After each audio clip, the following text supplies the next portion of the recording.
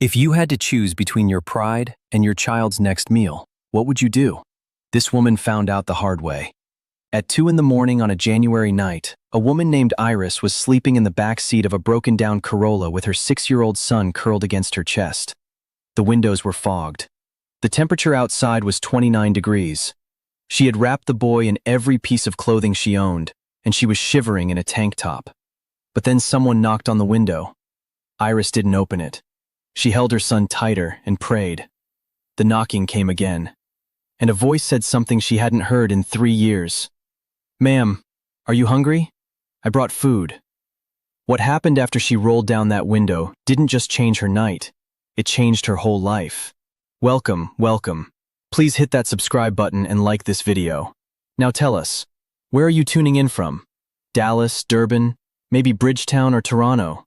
We read every single comment. Now, pay attention to what happens next.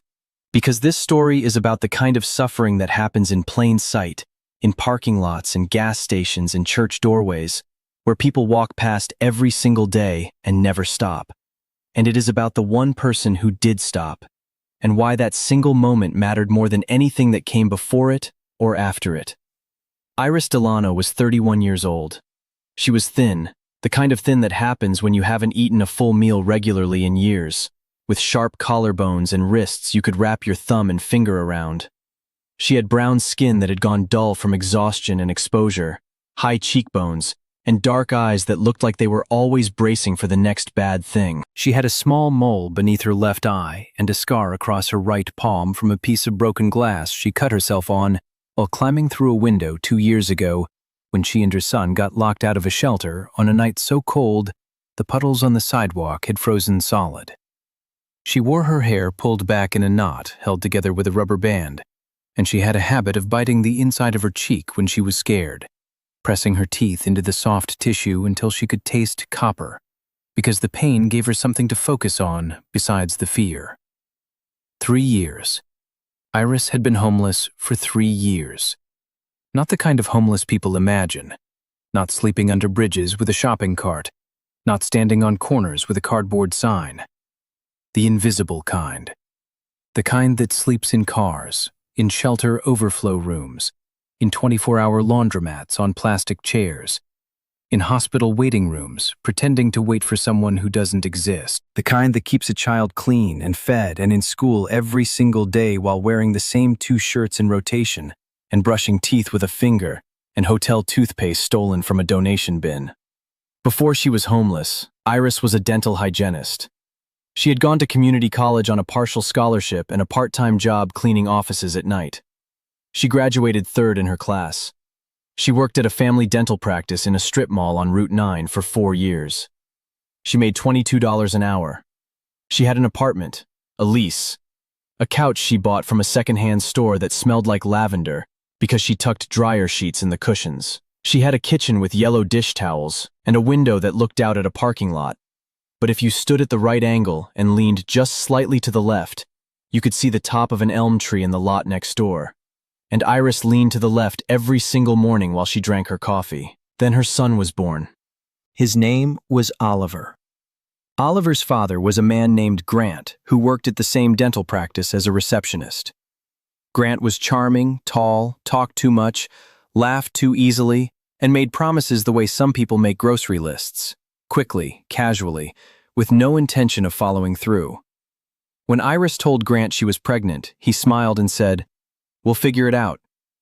2 months later, he was gone, transferred to another office, changed his number. Iris found out through a coworker that he had moved in with another woman across town. Iris raised Oliver alone. She managed. For 3 years, she managed. She worked, she paid rent, she bought groceries, she bought Oliver shoes every 4 months because his feet grew so fast she could almost watch it happen. She kept the dryer sheets in the couch cushions and leaned left every morning to see the elm tree and told herself that managing was enough. Then the dental practice closed. The owner retired. The building was sold. Iris was given 2 weeks' notice and a check for $340. She found another job in 6 weeks, but during those 6 weeks, she missed rent. The landlord gave her 10 days. She missed the deadline by 2. She came home on a Thursday afternoon with Oliver in one arm and a bag of groceries in the other, and found a padlock on her door and a notice taped to the frame. She stood in that hallway for a long time. Oliver was 3 years old. He was wearing a green jacket with a dinosaur patch on the sleeve. He pointed at the lock and said, "Mama, is our door broken?" "Yes, baby," Iris said. "Our door is broken." They slept in her car that night, and the night after, and the night after that, and somehow, 3 nights became 3 years. Now let me tell you about Oliver, because if you don't understand this boy, you won't understand why what happens later in this story matters so much. Oliver was 6. He was small for his age, quiet, observant, with enormous dark eyes that took in everything and gave away nothing. He had his mother's cheekbones and his father's height, already tall for 6, with long legs that he folded beneath him when he sat in the back seat of the Corolla like a grasshopper tucking in its limbs. He had a gap between his front teeth that made his smile look like a little doorway, and he smiled more than any child in his situation had a right to smile, which Iris took both as a blessing and as something that made her chest ache because she knew he was doing it for her. Oliver went to school. Every single day. Iris made sure of it. She parked the Corolla in the lot behind the public library, 3 blocks from the elementary school. Every morning at 6:30, she woke Oliver, walked him to the gas station bathroom at the Chevron on Miller Street, washed his face, brushed his teeth, combed his hair, and changed him into the cleanest clothes she had. She kept his school uniforms in a Ziploc bag on the front seat so they wouldn't wrinkle. She had 2 sets. She washed them every 3 days at the laundromat on 5th Avenue, the one that had a machine in the back corner that would run a short cycle for 75 cents instead of $1.50 if you pressed the start button twice. Oliver's teacher was a woman named Mrs. Huang. Mrs. Huang was 42, patient, soft-spoken, with reading glasses she wore on a beaded chain. She liked Oliver. He was quiet, but he paid attention. He finished his work carefully. He never caused trouble. But Mrs. Huang noticed things. She noticed that Oliver ate his school lunch like it was his only meal. She noticed that he wore the same 2 shirts. She noticed that he never had supplies from home. No crayons, no folders, no backpack. He carried his things in a plastic grocery bag. Mrs. Huang asked Oliver once where he lived. Oliver looked at her and said, "We live in a car, but don't tell my mama I told you because she doesn't want anyone to know." Mrs. Huang kept the secret, but she started leaving a granola bar on Oliver's desk every morning. Oliver never mentioned it. He just ate it. And every morning, before he opened the wrapper, he broke it in half and put 1/2 in his pocket. For his mother. But what happened next changed everything. The January night, 2 in the morning, 29 degrees. The Corolla was parked in the library lot under a dead streetlight. Iris had lined the back seat with flattened cardboard boxes for insulation and covered the windows with old newspaper to keep the heat in, though there was no heat, not really. Just the warmth of 2 bodies pressed together under every piece of fabric they owned. Oliver was wearing 3 shirts, 2 pairs of socks, a hoodie with a broken zipper, and his green jacket with the dinosaur patch. Iris had given him the blanket. She had given him her sweatshirt. She was lying against the door in a tank top, her arms wrapped around him, her body shaking so hard her teeth clicked together.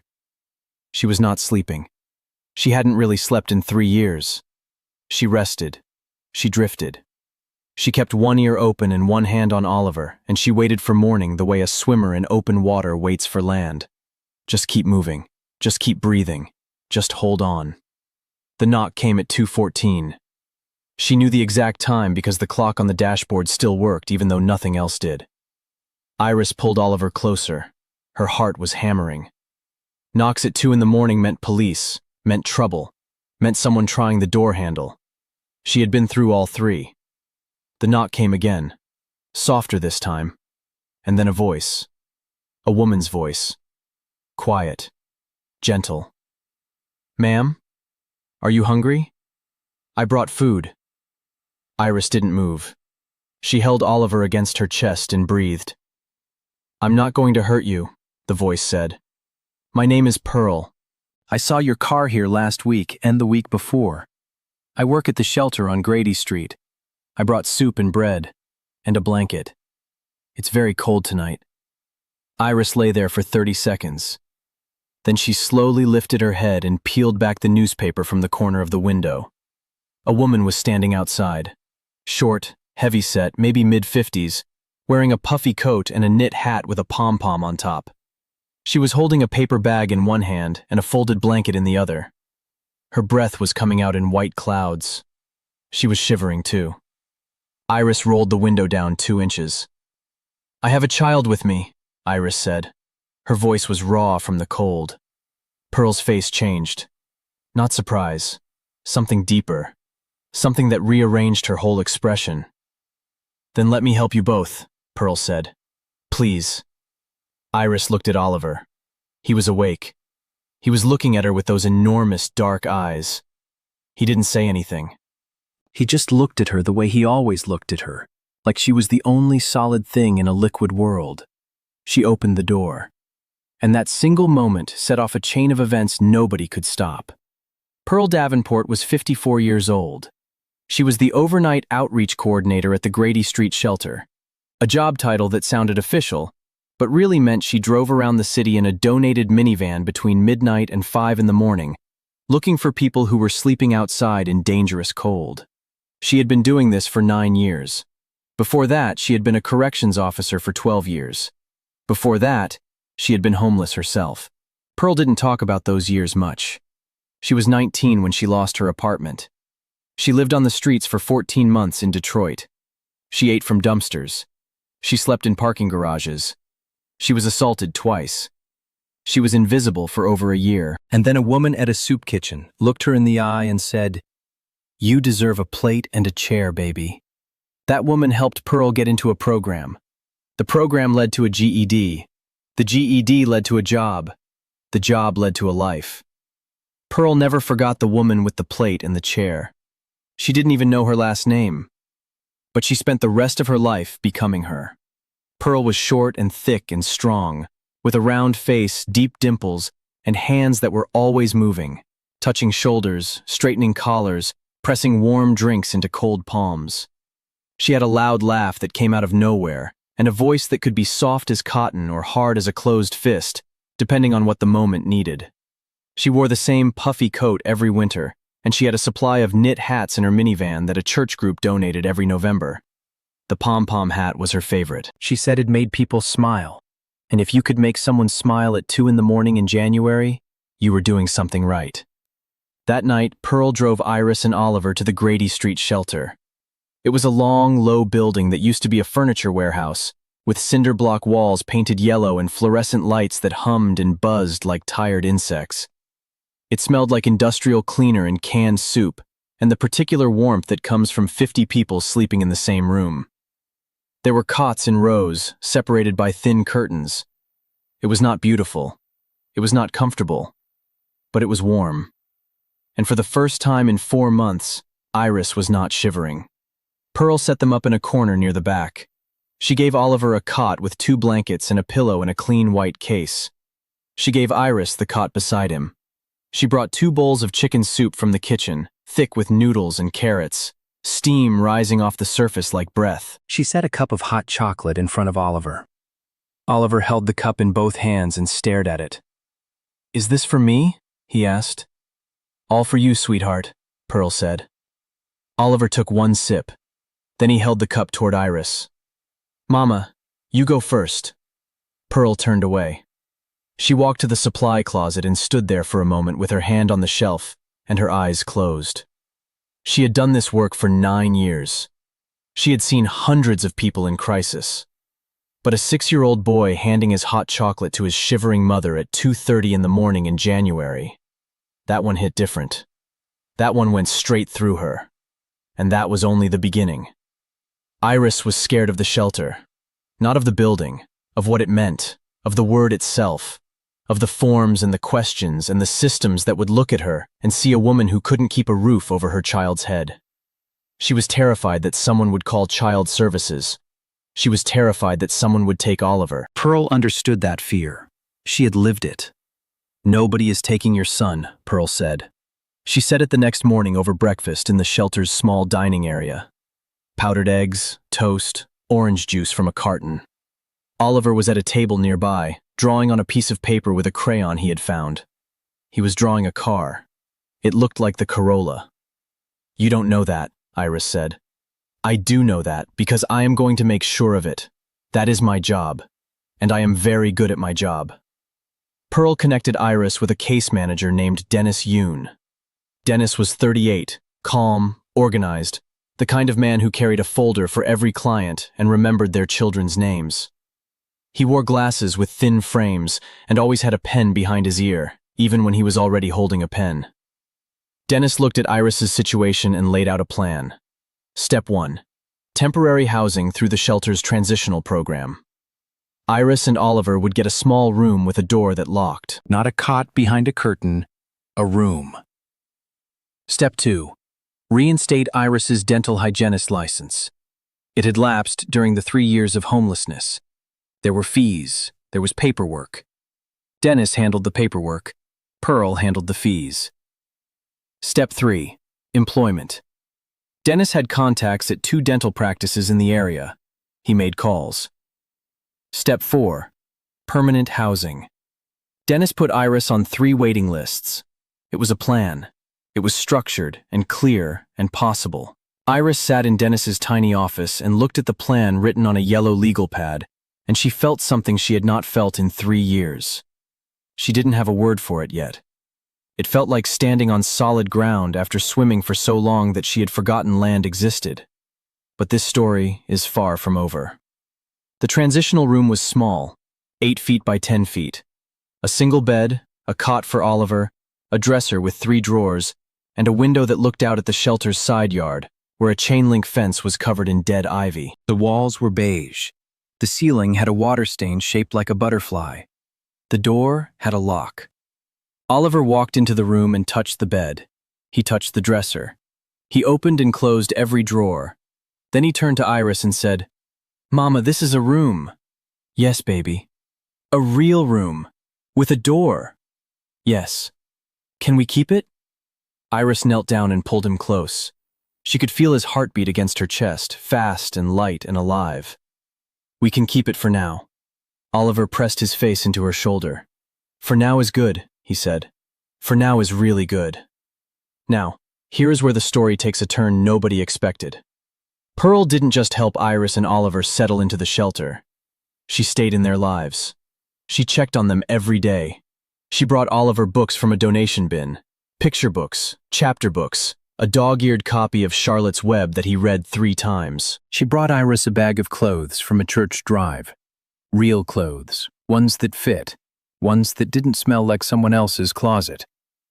She brought a box of supplies for Oliver, crayons, folders, a backpack.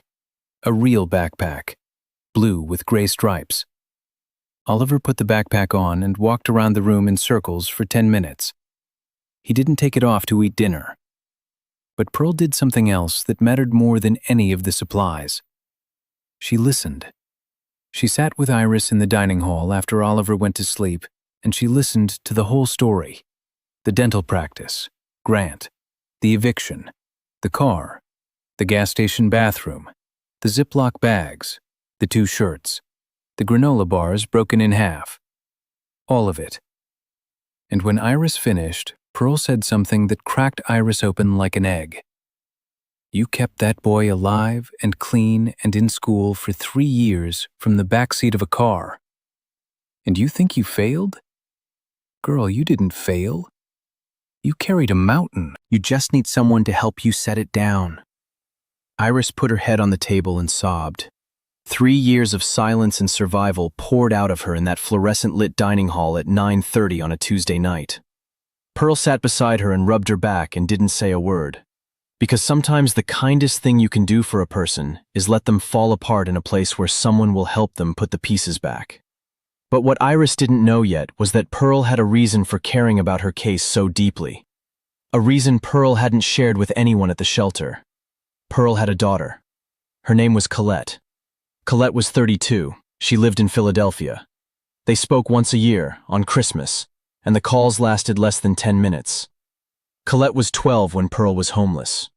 She lived with Pearl's mother during those 14 months on the streets. And when Pearl finally got clean and stable, Colette did not come back to her. Pearl's mother had told the girl that Pearl abandoned her.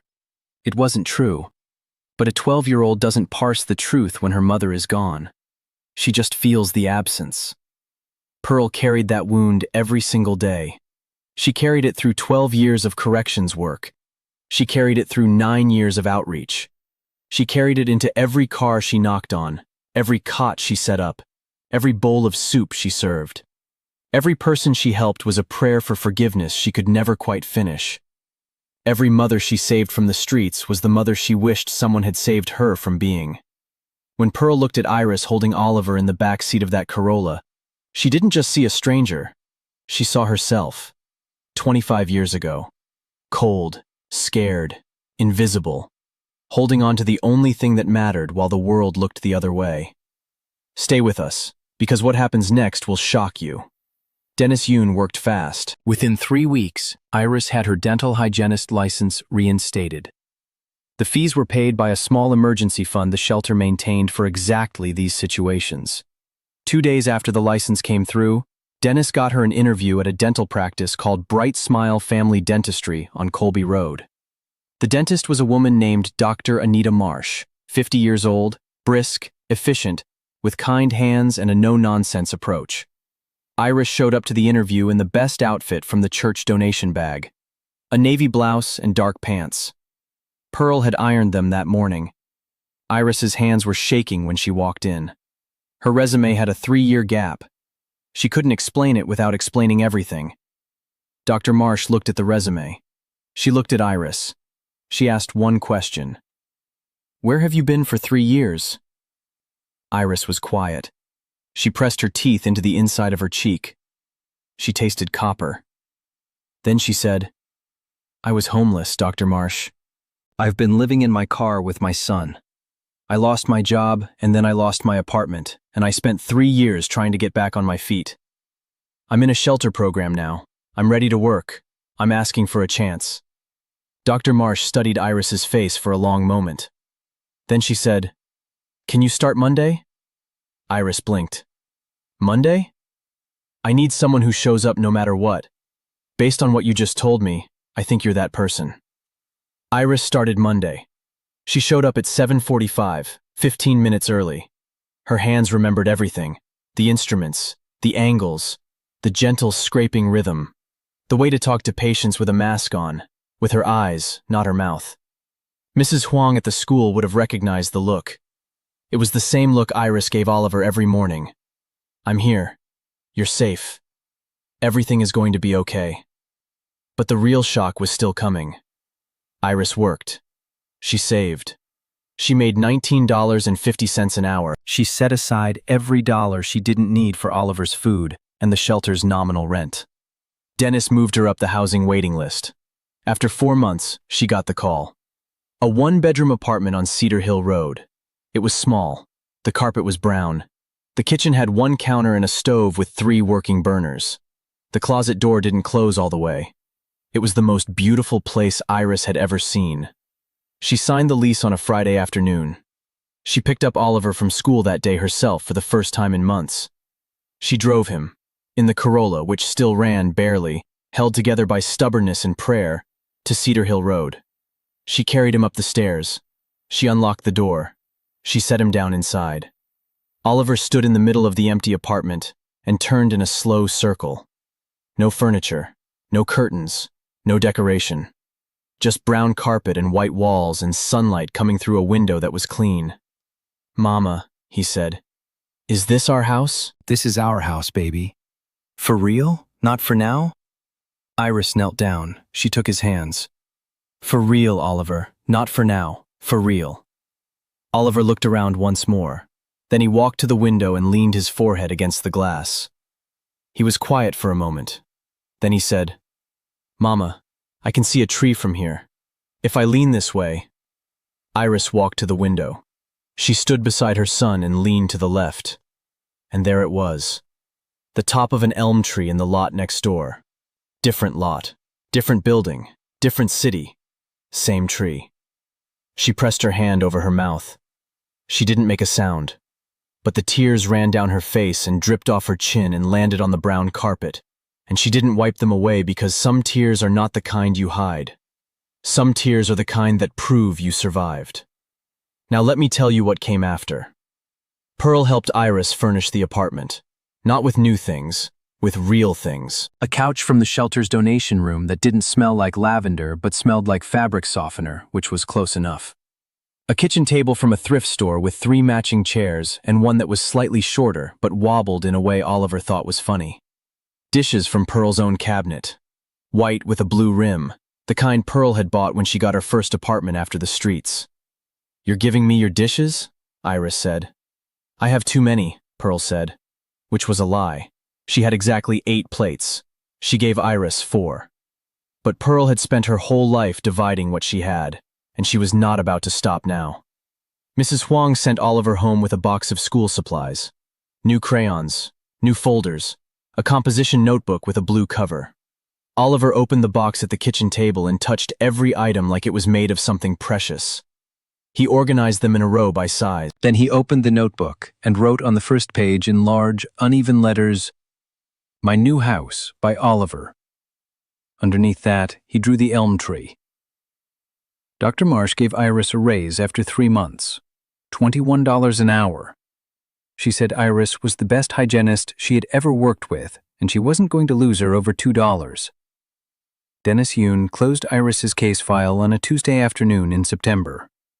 He wrote one line in the final notes: "Client stable, housing secured, employment full-time, child thriving, case closed with honor." He slid the folder into the cabinet, took the pen from behind his ear, and smiled. But the biggest thing that happened was something small. So small that most people wouldn't even notice it. But Iris noticed, because Iris noticed everything.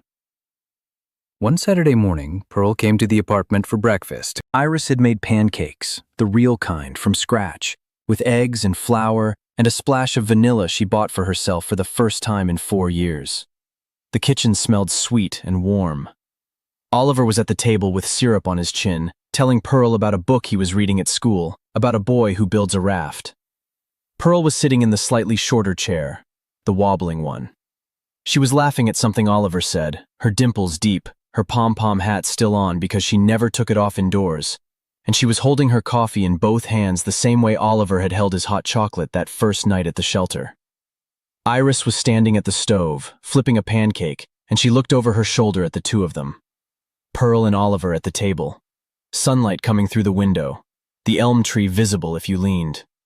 And Iris realized that this woman, this short, loud, stubborn woman in a pom-pom hat, had knocked on a car window in the middle of the night, not because it was her job. It was her job. But that is not why she did it. She did it because 25 years ago, nobody knocked on Pearl's window. Nobody brought her soup. Nobody said, "Ma'am, are you hungry?" Pearl had survived the cold alone, and she had spent every night since making sure nobody else had to. Iris set the spatula down. She walked to the table. She put her arms around Pearl from behind and held her. Just held her. No words. Pearl went still. Her hands tightened around the coffee cup. Her chin dropped. "What's this for?" Pearl whispered. "For knocking," Iris said. Pearl set down the cup. She pressed her hands over Iris's arms and closed her eyes. Oliver looked up from his pancakes. "Are you hugging because you're happy or because you're sad?" he asked. Pearl opened her eyes. She looked at this boy, this beautiful, quiet, observant boy who broke granola bars in half and drew elm trees in notebooks, and thought a wobbling chair was the funniest thing in the world. "Both, baby," Pearl said. "Sometimes it's both." Oliver thought about this. Then he nodded like it made perfect sense. "I know," he said. "That's how Mama hugs me at night. Happy and sad at the same time." He took another bite of pancake. "I think that means it's a really big love." Pearl looked at Iris. Iris looked at Pearl, and neither of them could speak. Because the boy was right. It was a really big love. The kind that starts with a knock on a window and ends with pancakes on a Saturday morning, and a wobbling chair, and an elm tree you can see if you lean just right. The kind that doesn't ask for anything back. That evening, after Pearl left and the dishes were washed and the kitchen was quiet, Iris tucked Oliver into bed. His room was small. The bed was a mattress on a box spring with sheets that had little blue stars. His blue backpack hung on a hook on the back of the door. His notebook was on the nightstand, open to the drawing of the elm tree. "Mama?" Oliver said. "Yes, baby." "Remember the car?" "I remember." "I don't miss the car, but I miss one thing about it." Iris smoothed his hair. "What do you miss?" Oliver looked up at her. Those enormous dark eyes, that gap-toothed smile. "I miss being close to you all the time. In the car, you were always right there. I could always hear you breathing." Iris lay down beside him on the small bed. She pulled him close. She wrapped her arms around him the way she used to in the back seat of the Corolla, her body curled around his, her chin on top of his head, her breath warm against his hair. "I'm still right here," she whispered. "I'm always right here." Oliver closed his eyes. Within 2 minutes, he was asleep. His breathing slowed. His body softened. His hand was resting on her arm, small and warm, holding on even in sleep. Iris lay there for a long time. The apartment was quiet. The streetlight outside cast a pale glow through the window. She could hear a car passing on Cedar Hill Road. She could hear the hum of the refrigerator.